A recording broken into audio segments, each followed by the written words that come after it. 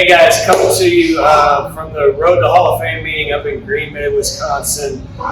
Excited to have Vedrov, FFL Universe, with us today. And first chance I've really gotten a chance at one of these things I've been to listen to you train and some of the things you dig into and dive into. The way your brain works, the way you work this business, and just tremendous amount of growth in a short amount of time. Always did it from leading from the front of helping 400 plus families a year. So let's start there. If there was one or two big tips that you could give somebody out there that says, hey, I want to be a Hall of Fame producer this year, like what comes to mind? Right, well, initially, thank you, Brent. It's always a pleasure to help out neighbors, right? So you running agents out here, you have one of them here, so my pleasure. It was easy ride. So, and when it comes to leading from the front and becoming a Hall of Fame producer, I think there's really just one thing anybody in this business needs to be focused on, which is 30 appointments, right? So 30 appointments a week. You want to solve the chargebacks, 30 appointments a week. You want to become a Hall of Fame producer, 30 appointments a week. You want to build a business, 30 appointments a week. So that seems to be the recipe. On the back end, of course, you figure out, the dialing patterns, the leads, all of that. And of course, can you book 30 appointments a week if you're not consistent dialing, starting at 8 o'clock twice a week? Of course not, right? So I think that's the biggest one, figure out how you can book 30. And if you don't know how to figure out how to book 30, get around people, that's close to you. If you're not with FFL and you're not running 30 appointments, hey, just call Brent and figure out how to be a part of it. I mean, I would want to be on the team that helps me book 30 appointments and have up to 145% comp. If you guys still not here, I don't know why you're not. Right, absolutely. And it's crazy because I remember back when I first started thinking that helping 400 families was a lot, right? It is a lot, and it's a lot of work and effort to get to that point, right? But I remember thinking that it's like so far off. And back in that day, I thought I was working hard, and we were writing 12 to 15 families policies a month, right? So things have changed. It's almost like it's normal. It's common sense. We figured out the recipe, the game plan, right? To help 400 families a year. And the crazy thing is, if you break it down, that's only 34 families a month, right? I mean, it's like, so now think about it. If you're running, say, 4 days a week, like we typically teach, right, in the schedule, you're running Tuesday, Wednesday, Friday, Saturday. That's 16 days in a month. All you gotta do is go out and help just over 2 families a day when you're out in the field. So it's like that helped me. I don't know if you ever, that helped me kind of breaking it down and looking at it in a different perspective and not such a macro perspective, right? Understanding how easy it is if you break it down. It's a good point, Brent, because consistency is everything in this business, right? So just going too high and going too low might really, get in the way. So, but if you're consistent, if you're out there, if you're putting the work in, it doesn't have to be anything crazy like you said.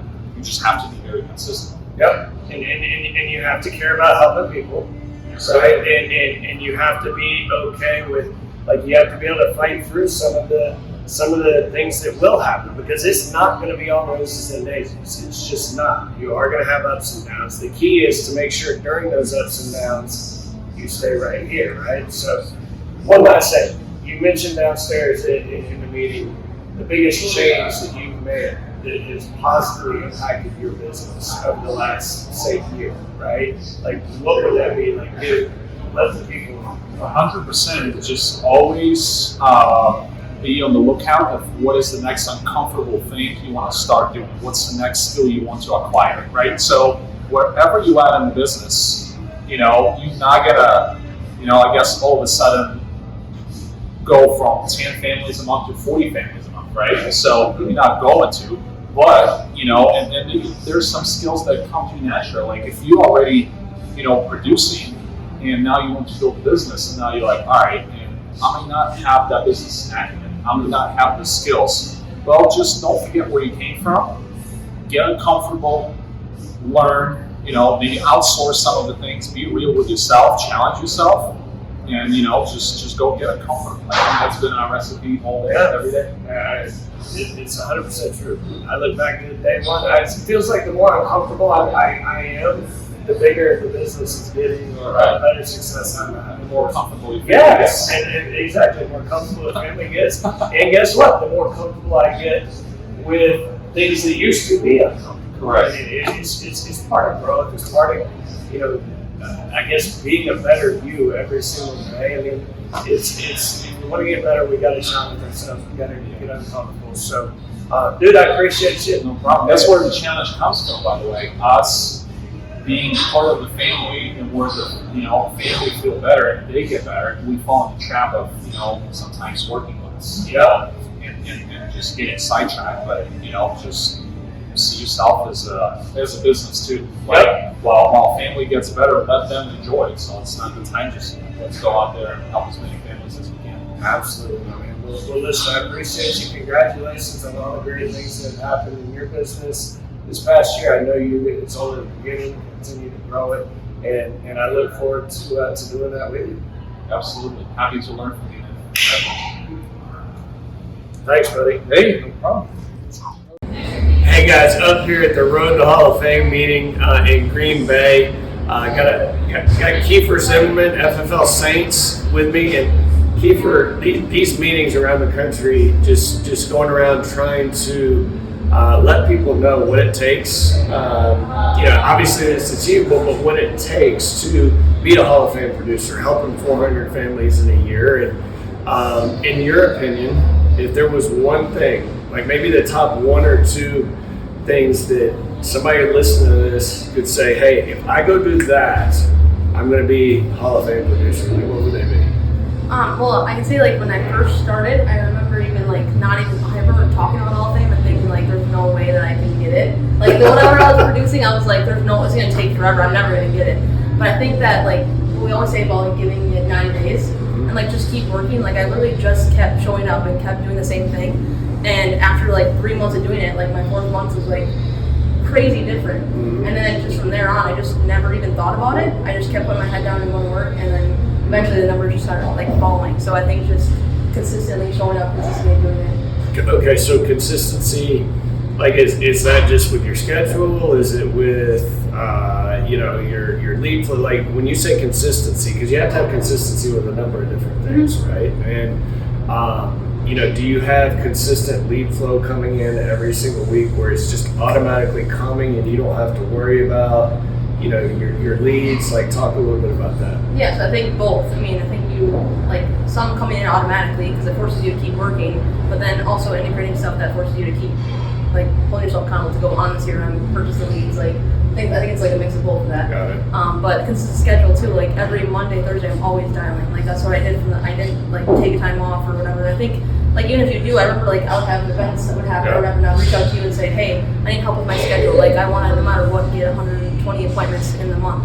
So how do I fix this around because I have this coming up or this coming up? And just talking and reaching out and asking for help. How do I do that? What's my schedule going to look like this week because I have this coming up? How do I still keep the goals I want to do? Right, because I think sometimes people, it's funny you say, starting out, you were like, oh my God, it seems like it's so far away. I never told myself I would do it. Right, exactly. And I remember the same thing, 8 years ago when Family First Life started, I was like, man, that's a lot of insurance. But when you really break it down, it's just the consistency going out and running your 25, 30 appointments every single week, right? But I think sometimes people think that the top producers don't ever take a vacation or don't ever take a few days to do things with family or whatever, and that's not the case. It's just, if you have those days, that's what it affords you, right? When you go out and work your tail off, it affords you the ability to, because you're in business for yourself, so it affords you the ability to take a couple of days. But what you've been so good at is when you have taken a few times like that, you're like, hey, I gotta work extra on the front side, or I gotta work extra on the back side, where it all evens out. Yeah, focusing on the bigger goal, 120 appointments, trying to make right. Exactly. And make it easy. I feel like overcomplicated. It's really so simple. It's just keep working. I think that's the biggest thing. People just think it's gonna come easy and things like that. But you go from a 9-to-5 job having to put in 40 hours a week, like why do you think you should do anything different here? Like not do more because it's your own business and like you're the one who's gonna see the results of it. So right. You know, I was thinking about the other. You were saying people overcomplicate it, right? So you talk about 30 appointments a week. It's 120 appointments in a month, right? All you got to do is help 34 families a month for 12 months, and you're a Hall of Fame producer. You're helping over 400 families. out of the 120. 34. You know what the percentage of the closing percentage is on those appointments? 28%. You don't have to be any good. Really bad, yeah. 28% close ratio. But the question is, and the kicker is are you going to hold yourself accountable to those 30 appointments a week? And when something goes badly, when you have no shows, when you have reschedules, when you have charged dice, how are you going to deal with it? Are you going to freak out? Are you just going to keep doing the same thing? That consistency, Groundhog Day, right, of my 30 appointments. Because if you do your 30 appointments, it's going to work out as long as you brush your teeth and take a shower. Yeah. And not even like results like oriented. It's more like work oriented. You know, like exactly. The results, like you said, 20%. Like don't be so focused on results. Just focus on the activity. Yeah. Well, cool. Well, thank you. I appreciate what you've done, and I didn't even mention it earlier. You did Hall of Fame in your first year. Right, so it can be done, guys. Just if you're struggling, if you're wanting to hit Hall of Fame and struggling, reach out to some of these top producers. That's the beauty of who we are is they'll share what they're doing with you. So, FFL Saints on the come up, and looking forward to 2022 with you guys. Hey guys, I'm here in Green Bay, Wisconsin, the Road to Hall of Fame meeting. We've got Ben Lowe with FFL Strive. Ben, I mean, as a Hall of Fame producer, that's one thing that I think we at FFL have started to understand is it's not that hard. It's easy as long as you have a few things in order, right? In structure and discipline, whatever. But if you could tell the men and women out there, hey, this is the biggest tip that I've got to be a Hall of Fame producer, like what would you say that would be? So there's a lot of little things, but really what it boils down to is consistency. Just working your schedule and working hard, putting the time in, getting enough leads, making enough phone calls to get in front of enough people to protect enough families. I mean, that's really, if you just dumb it down to the most simplest thing, it's just supposed to be lead flow, phone calls, getting in front of people. It's not product knowledge, it's not being better in the home than the next guy. It's really just getting in front of enough people, because if you have a good lead flow, you're really just calling a good amount of people that just truly want the coverage, right? They're requesting the information. And it's your job just to put the appointment and get in front of them. Right. Again, they're just asking for your help. So just show up and what they're looking for. Be consistent, work hard, and that's really what Okay, so in lead flow, like you say, we can talk about schedule all we want, but if you don't have the lead flow to match up with the schedule you want to run, then you're going to be SOL, right? So like roughly how many new leads do you have every single week to dial for you? And I'm sure you diversify and all that sort of stuff, but how many new numbers to you do you have? So to put an exact number on it, it's kind of tough because the mail is obviously ebb and flows. Sometimes you get more leads one week than the next, so that you don't have as much control over. But one thing you have control over, are leads in the CRM. So if mail's slower one week than the other, you can go into CRM, get more leads, and then other vendors who do like the Facebook leads. As long as you have a consistent flow, and then the mortgage protection ebbs and flows. To put an exact number on it, it's tough, but it's however many leads it takes to get to good 30 appointments. And if I need more leads, then I go to the CRM and I buy them. Okay. So I stay busy with leads regardless of the mail. Again, just buying them through the CRM. And if I don't have enough leads to call, I just get more. Right. And your typical schedule I know a lot of it could change from week to week, but your typical schedule that works for you, because we do have the ability to be flexible and do a different but we have the ability to be flexible with our schedule. in a perfect world, what do you typically have your schedule to be? It's the typical FFL schedule as best as it can be. Obviously, there's flexibility, but and being an independent agent, you can take advantage of that flexibility to where it will hurt you, right?